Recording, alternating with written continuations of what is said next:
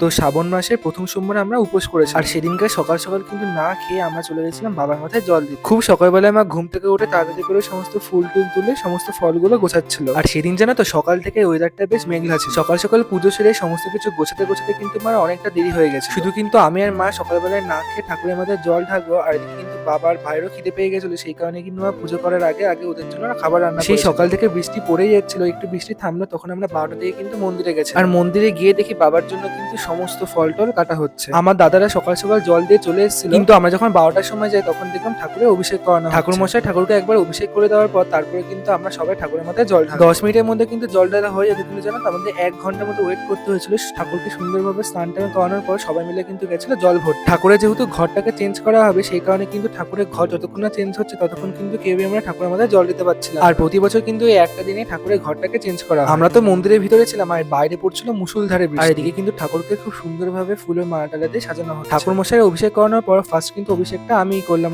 আগের দিন রাত্রেবেলা কিন্তু 9টার সময় আমি খেয়েছি, আর সোমবার দিন খেতে খেতে কিন্তু আমার 3টে সাড়ে 3টের মতো বেজে গেছিল। সকাল থেকে আমি না খেয়েছি। আর ঠাকুরের কি মহিমা দেখো, আমার কিন্তু কোন রকম ভাবে কোনো অসুবিধা হয়নি। তো যাই হোক, আমার জল ঢালা হয়ে যাওয়ার পর তারপরে কিন্তু মা আর জেম্মা সবাই মিলে এক এক করে ঠাকুরের মাথায় জল দিল।